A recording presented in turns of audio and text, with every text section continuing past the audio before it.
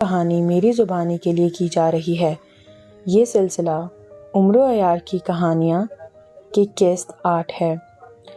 اس قسط کا عنوان ہے عمروں کی شرارتیں اور اسے تحریر کیا ہے اقبال خاتون نیازی نے۔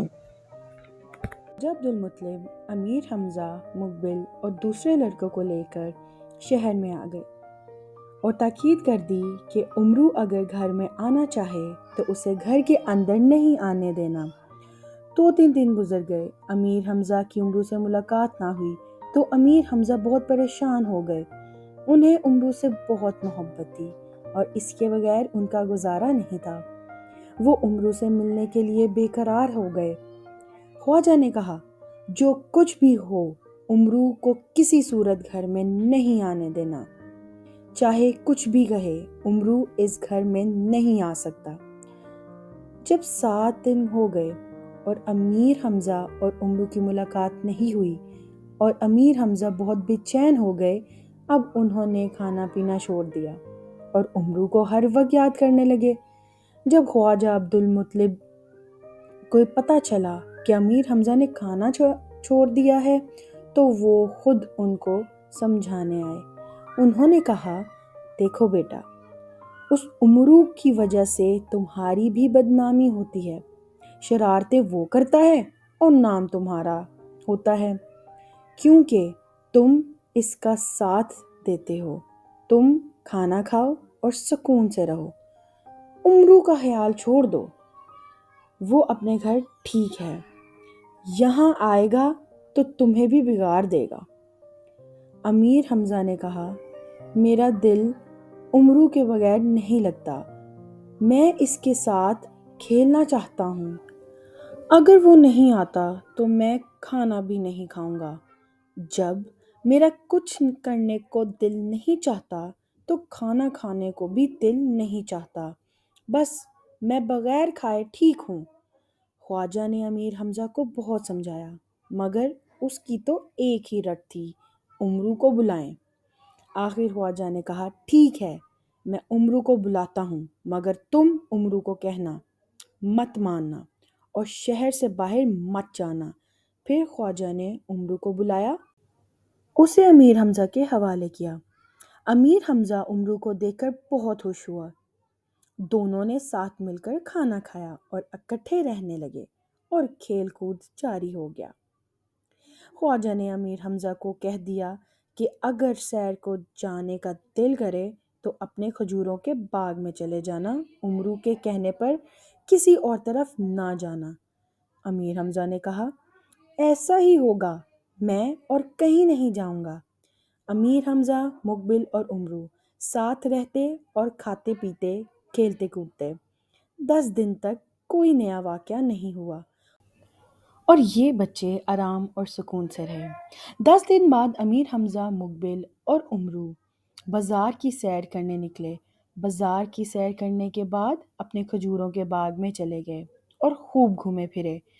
عمرو اس بات سے انہیں کسی اور باغ میں لے گیا۔ وہی درختوں میں کھجوریں لگی ہوئی تھیں، ٹھنڈی ہوا چل رہی تھی۔ باغ میں سنگ مرمر کا ایک تخت بنا ہوا تھا۔ امیر حمزہ بہت تھک گئے تھے، انہوں نے مقبل کی زانوں پر سر رکھا اور سو گئے۔ عمرو ادھر ادھر پھرنے لگا۔ پھرتے پھرتے ایک درخت کے پاس پہنچا تو دیکھا کہ اس کی کھجوریں پکی ہوئی ہیں۔ اتنی خوبصورت پکی ہوئی کھجوریں دیکھ کر عمرو کے منہ میں پانی بھر آیا۔ وہ اسی وقت درخت پر چڑھ گیا، بہت سی کھجوریں توڑ لایا اور تخت پر بیٹھ کر کھانے لگا۔ اسی وقت امیر حمزہ جاگے۔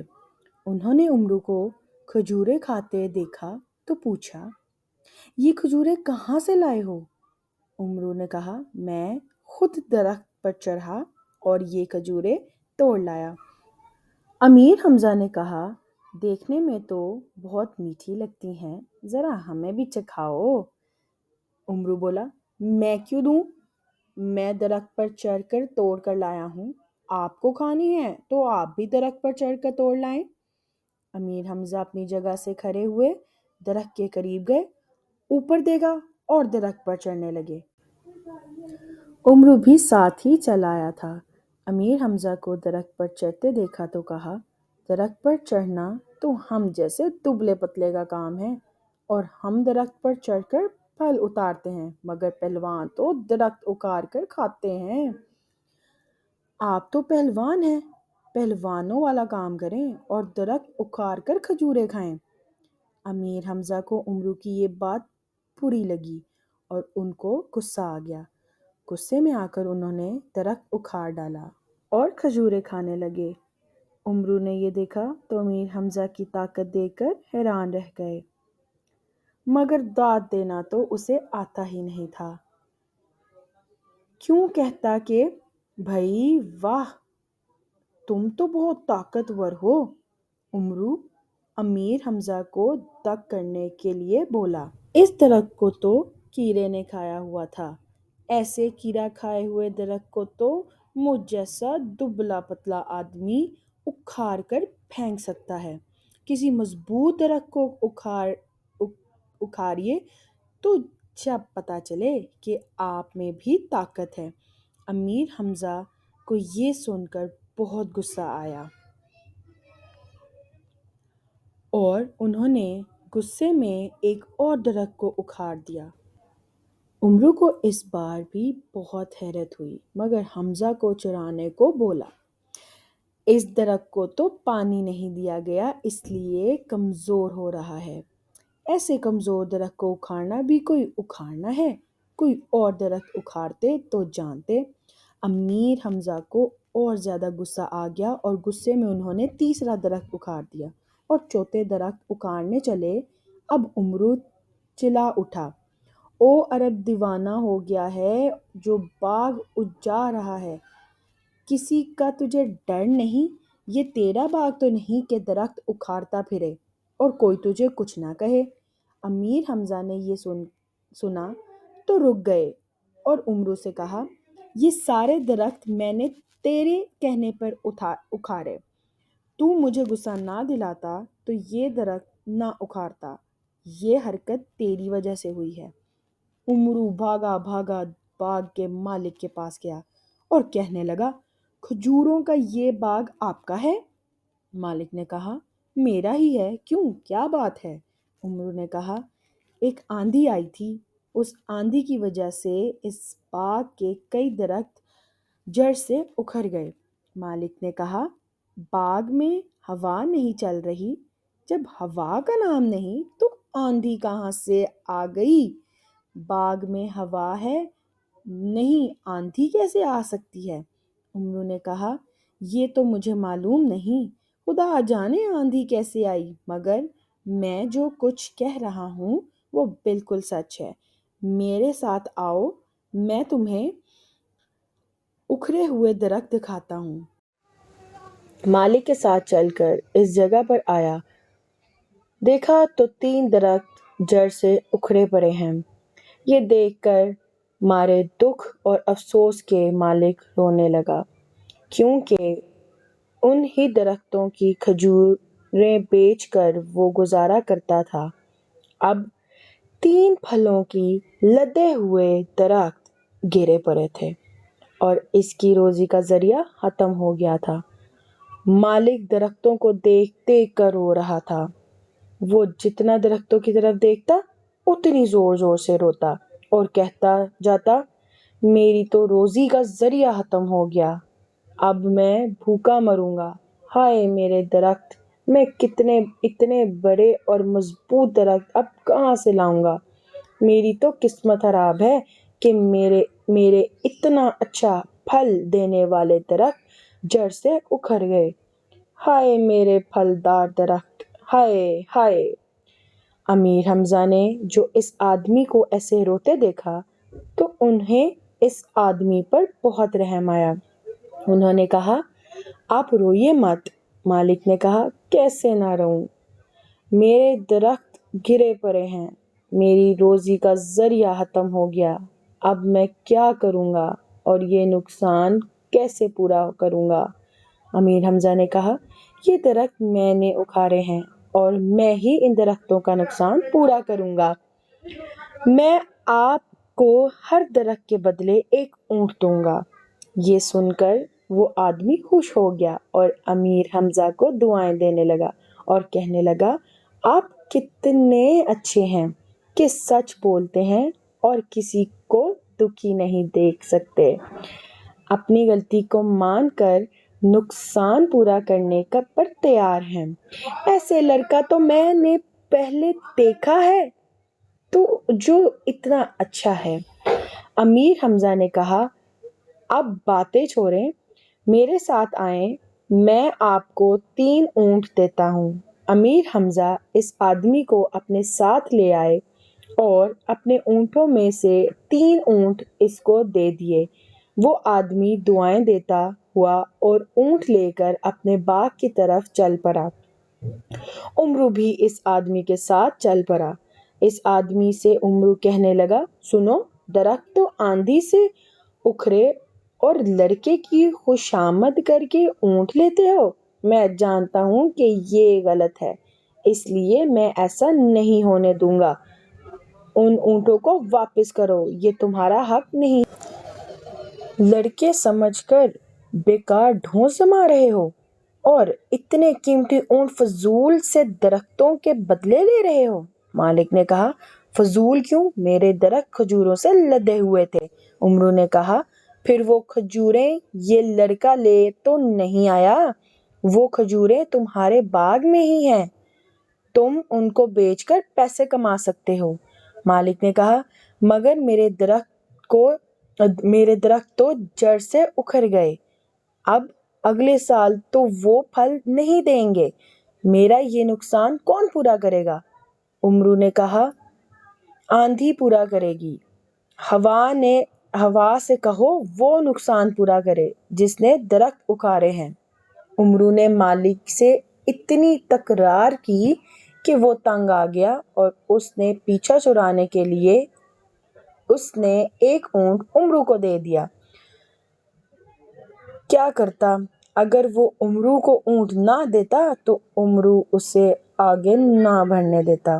مالک نے 1 اونٹ دے کر امرو سے پیچھا چھڑایا اور 2 اونٹ لے کر چلا گیا۔ اب امرو بھی اونٹ لے کر بازار چلا گیا اور اونٹ بیچ کر پیسے کمائے اور خوش خوش گھر کی طرف چلا۔ گھر آیا تو امیر حمزہ امرو کا انتظار کر رہے تھے۔ اسے دیکھنے ہی کہنے لگے، یہ تم اچانک کہاں چلے گئے تھے اور یہ تمہارے ہاتھ میں کیا ہے؟ امرو نے کہا، پیسے ہیں۔ حمزہ نے کہا، اتنے پیسے کہاں سے آئے؟ امرو بولا، اونٹ بیچ کر۔ حمزہ نے کہا، اونٹ کہاں سے لائے تم؟ اب امرو نے امیر حمزہ کو پورا واقعہ سنا دیا۔ امیر حمزہ نے کہا، تم نے بہت برا کیا، غریب آدمی سے اونٹ لے لیا۔ امرو نے کہا، کوئی غریب نہیں ہے، اس نے تمہیں ٹھگ لیا تھا، میں اس سے اونٹ واپس لے آیا، حصہ برابر ہو گیا۔ امیر حمزہ نے کہا، کسی کو تو بخش دیا کرو، ہر ایک کو پریشان کر دیتے ہو۔ مگر وہ امرو بھی کیا جو مان جائے۔ ہاں، اگلی مرتبہ اس کی شرارت کا رنگ جدا ہوتا تھا، وہ ایک ہی شرارت بار بار نہیں کرتا تھا، اور وہ جو کہتا تھا کہ آئندہ یہ بات نہیں کروں گا تو وہ سچ ہی کہتا تھا۔ اگلی مرتبہ اس کی شرارت پہلے سے بھی زیادہ زوردار ہوتی تھی۔ اس کی شرارتی طبیعت اسے چین نہیں لینے دیتی تھی، وہ کوئی نہ کوئی شرارت کرتا ہی رہتا تھا۔ یہی سوچتا رہتا کہ اب کیا کرے، اور یہی سوچ بچار اس کی خوشی اور اطمینان دیتی، اور ہر شرارت کے بعد وہ بہت خوش ہوتا تھا۔ وقت گزر رہا تھا اور یہ تینوں لڑکے ساتھ رہتے، دوستیاں نبھاتے، ایک دوسرے سے اپنی کہتے اور ایک دوسرے کو سناتے، اور امرو کی نئی نئی شرارتیں دیکھتے ہوئے بڑے ہو رہے تھے۔ امیر حمزہ ایسی باتیں کرتے جو طاقت اور زور کرنے کی ہوں۔ مقبل نے کمان لے لی تھی اور تیر چلاتے تھے، انہیں انہوں نے تیر چلانے میں مہارت حاصل کر لی تھی اور عمرو تو سدا سے شرارت کا پتلا تھا، اس کی شرارت کے بغیر چین نہیں تھا۔ وقت گزر رہا تھا اور یہ تینوں لڑکے ساتھ رہتے، دوستیاں نبھاتے، ایک دوسرے سے اپنی کہتے اور ایک دوسرے کو سناتے، اور عمرو کی نئی نئی شرارتیں دیکھتے ہوئے بڑے ہو رہے تھے۔ امیر حمزہ ایسی باتیں کرتے جو طاقت اور زور کرنے کی ہوں۔ مقبل نے کمان لے لی تھی اور تیر چلاتے رہے۔ انہوں نے تیر چلانے میں مہارت حاصل کر لی تھی اور عمرو تو سدا سے شرارت کا پتلا تھا، اس کو شرارت کے بغیر چین نہیں تھا اور انہی شرارتوں کی وجہ سے دوستوں میں رونق رہتی تھی۔ میں ہوں قصہ گو فاطمہ یاسین۔ مزید کہانیاں اور نظمیں سننے کے لیے سنو کہانی میری زبانی کا فیس بک پیج، یوٹیوب چینل اور انسٹاگرام اکاؤنٹ لائک، سبسکرائب اور فالو کرنا نہ بھولیے گا۔